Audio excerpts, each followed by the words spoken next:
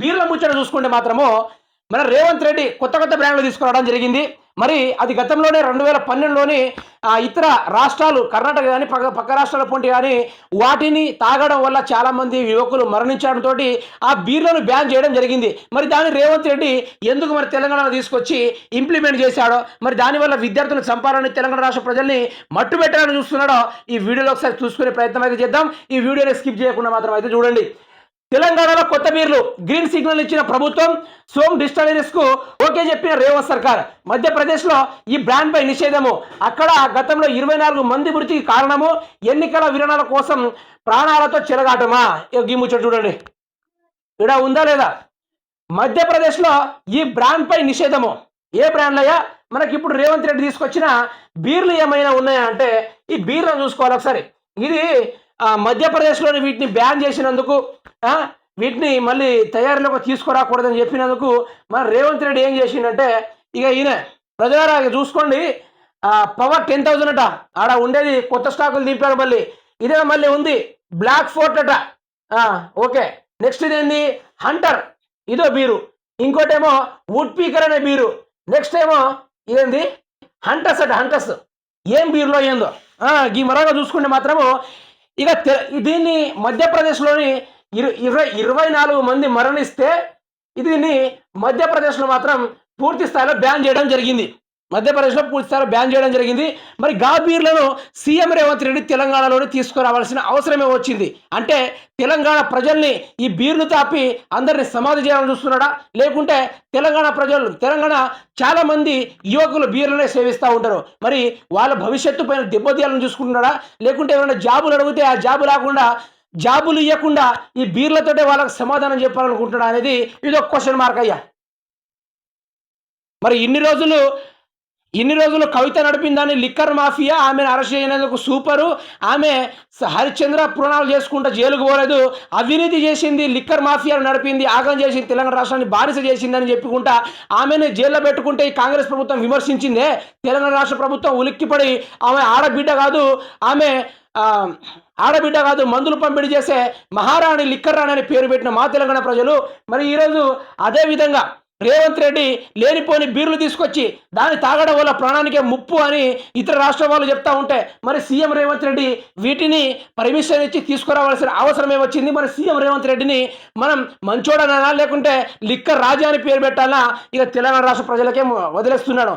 ఆ బీర్లు తాగైనా కొన్ని రోజులను బతికేటోళ్ళం, కానీ ఈ బీరు తాగితే కనుక తెలంగాణ రాష్ట్ర ప్రజల్ని ఆయనతో సమాధి చేయడానికైతే పన్నగం పన్నింది ఈ కాంగ్రెస్ ప్రభుత్వము. ఉన్న బీర్లను నడుపుకోవడం అంటే రేవంత్ రెడ్డికి ఏదో డబ్బులు మిగుల్చుకోవడానికి కొత్త బ్రాండ్లను దింపడం జరిగింది.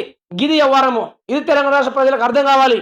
స్కీములు పెట్టండి అయ్యా అంటే స్కీములు పెట్టడం శాత కాదు, ఇచ్చిన 6 గంటలు అమలు చేయడం శాత కాదు, విద్యార్థులకు GO46 రద్దు చేస్తా అని చెప్పి వారిని మోసం చేసి అది కూడా చేయడం శాత కాదు, రాష్ట్ర రైతన్నులు చనిపోయినప్పటికీ ఆ ఇంటి దగ్గర పోయి పరామర్శించని ఈ ప్రభుత్వము ఎదురు తిరిగి వారిని తెలియకుండానే రాత్రికి చంపించేసి మంచాల మీద పడేసింది ఈ ప్రభుత్వము.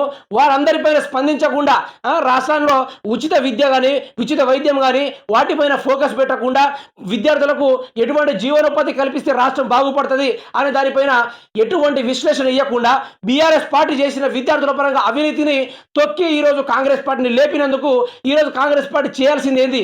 కాంగ్రెస్ పార్టీ ఈ ప్రజలకు ఈ విద్యార్థులకు చేయాల్సిందేది? మరి మందు తీసుకొచ్చి వారిని ఆగం చేయుడా, లేకుంటే ప్రజలకు GO46 లాంటివి ఏమైనా పెట్టి వారికి ఉద్యోగ కల్పన చేయడం మంచిదని అందరూ ఎదురు చూస్తూ ఉంటే ఈ ప్రభుత్వం మాత్రము బీర్లను ప్రోత్సహించుకుంటా, బీర్లను ముందు పెట్టుకుంటా, బీర్లతోటి వ్యాపారం చేసుకుంటా, బీర్లతోటి ఇంకెక్కువ డబ్బులు సంపాదించుకోవాలనే ఆశతోటి ఒక దురుస్తుతనంతో ఉన్న బీర్లను బ్యాన్ చేయించి కొత్త బీర్లను హానికరమైన బీర్లను మళ్ళీ తెలంగాణ రాష్ట్రంలో దింపి ప్రజల్ని ఆగం చేయడానికి మాత్రము పూర్తి స్థాయిలో ప్రభుత్వము ఎంతో పాత్ర పోషిస్తుందని క్లియర్గా కట్గా మనకు అర్థమవుతుంది.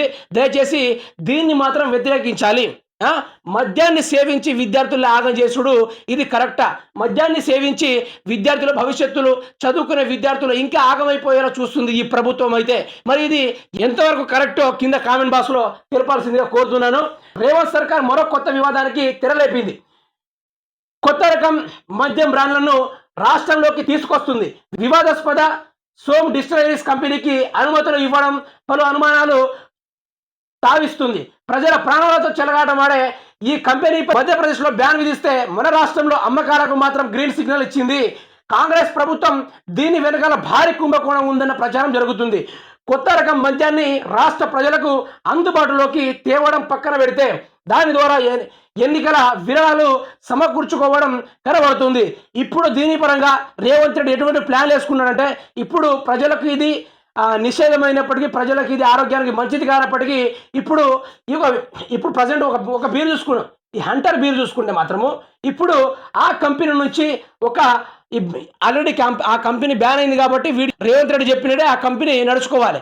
ఇప్పుడు ఈ కంపెనీ వాడు ఒక 100 రూపాయలు డిమాండ్ చేస్తే రేవంత్ రెడ్డి ఇక నేను జస్ట్ 40 రూపీస్ పెడతా ఒక బీర్ కానీ రేవంత్ రెడ్డి అంటాడు.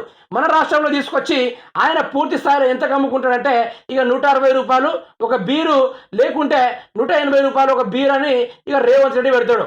దీనివల్ల ఆయనకేం లాభం అంటే, ఈ పరంగా చూసుకుంటే ఆయనకు 120 రూపాయలు లాభము, అదే పరంగా 180 రూపాయలు చూసుకుంటే ఆయనకు 140 రూపాయలు లాభము. ఈ విధంగా ఒక బీరుకు 140 లాభమైనప్పటికీ కొన్ని వేల బీర్లను, లక్షల బీర్లను దింపితే ఎన్నో కోట్ల రూపాయలు బ్యాంకులు నింపితే కానీ నిండని పెద్ద పెద్ద కట్టెల్ని తీసుకొచ్చి రేవంత్ రెడ్డి జేబులు వస్తున్న ఆలోచనతోటి ఈ బ్రాండ్లను తీసుకురావడం జరిగింది. దయచేసి మిత్రులారా, దయచేసి ప్రజలారా, ఇటువంటి బీర్లు తాగడం వల్ల తెలంగాణ రాష్ట్ర ప్రజలకు ఎంతో హానికరం, ప్రాణాపాయం ఉంది. కాబట్టి దయచేసి అసలు మందే నిషేధం చేస్తానని చెప్పిన ఈ ప్రభుత్వము కొత్త మందుని తేవడానికైతే పన్నాగం మన్నుకున్నది. దీనిపైన మీ అభిప్రాయం ఏదో కొంచెం కామెంట్ బాక్స్లో తెలపాల్సిందిగా కోరుతున్నాను.